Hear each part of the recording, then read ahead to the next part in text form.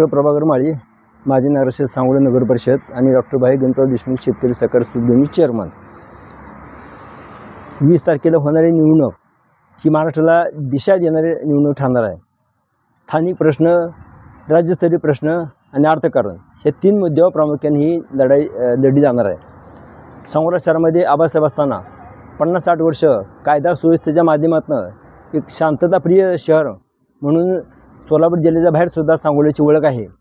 कोणाला कधी माहीत नसलेला सांगोला तालुका सूतगिरणीच्या माध्यमातून, हरित क्रांतीच्या माध्यमातून, पिण्याच्या पाण्याच्या माध्यमातून आणि आबासाहेबांच्या 11 निवडून येऊन एक ग्रीन बुक ऑफ वर्ल्ड रेकॉर्डमध्ये नोंद झाली। या माध्यमातून देशाच्या जगाच्या पातळीवर नोंदवला गेला। या सर्वांमध्ये खरं म्हणजे त्या आबासाहेबांच्या यशामध्ये बहुजनांचा आणि सर्वसामान्य मध्यमवर्गीय लोकांचा सिंहाचा वाटा होता। राज्यस्तरीय प्रश्नामध्ये भ्रष्टाचार सध्या शिगेला पोचलेला आहे। लाडकी बहिणीच्या माध्यमातून खरं म्हणजे हे GST रूपात आलेले आपले सर्वसामान्य जे पैसे आहेत ते त्या जाहिराती होता 150 रुपये 1,500 रुपये जे दिले सर्वसामान्याला, तर त्यामध्ये त्यांनी जाहिरात करायला नको होती। जाहिराती होती त्यांचा 200 कोटी रुपये खर्च झालेला आहे। हा पैसा काय त्यांच्या नेते मंडळीचा म्हणा किंवा मंत्रिमंडळाच्या लोकांचा किंवा मुख्यमंत्री उपमुख्यमंत्र्यांचा त्यांचा नाही, तर 200 रुपये जे जाहिराती खर्च गेले खरं म्हणजे त्याच्यावर गुन्हा नोंद करायला पाहिजे आहे। कायदेशीर लढाई त्या ठिकाणी लढली जायला पाहिजे आहे। शेतकऱ्याला समस्या उत्पादन खर्चावर आधारित हमीभाव मिळाला पाहिजे आहे, ही आमदार साहेबांची जुनी मागणी आहे। ही सुद्धा प्रकटसाने ह्या महाविकास आघाडी आल्यानंतर नोंदवली गेली पाहिजे आहे। बदलापूर असू द्या, त्याबरोबर बापदेव घाटामध्ये झालेला प्रश्न असू द्या, महिला असुरक्षितता राज्यामध्ये अतिशय वाढलेली आहे आणि अशा प्रश्नावर ही निवडणूक लढली जाते आहे। सांगोला पातळीवर जर पाहिलं आपण तर सांगोला शहरामध्ये भुयार गटार योजना होऊ घातलेली आहे।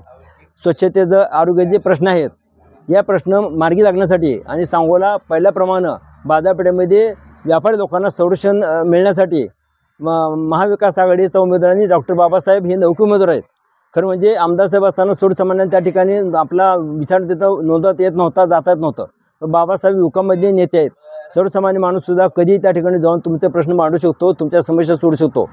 आपल्यासमोर आजी माजी आमदार राजकारणामध्ये मातबर लोक आहेत आणि एक नौका उमेदवार बाबासाहेब या ठिकाणी उभा आहे, पण सर्वसामान्य लोकांनी, बहुजनांनी, महिलांनी ही निवडणूक हाती घेतलेली आहे आणि डॉक्टर बाबासाहेबांना आबासाहेबांच्या रूपात पाहण्यासाठी सांगोला तालुका उत्सुक झालेला आहे। येणाऱ्या 20 तारखेला निवडून येतील बाबासाहेब, पण विजय हा सर्वसामान्यांचा, बहुजनांचा, शाहू फुले आंबेडकर विचारांचा होणार आहे आणि ह्या माध्यमातून एक सांगोल्याला नवीन सांगोला विधानसभा केसरी म्हणून मिळणार आहे आणि त्या दृष्टीनं मतदानाचं आव्हान आहे। सूतगिरणी बंद असलेली आम्ही सुरू केली, जो 400 कामगारांची रोजीरोटी त्या माध्यमातून या ठिकाणी त्यांना मिळते। महिला सूतगिरणी बंद होती, ते आता सुरू झालेले आहे।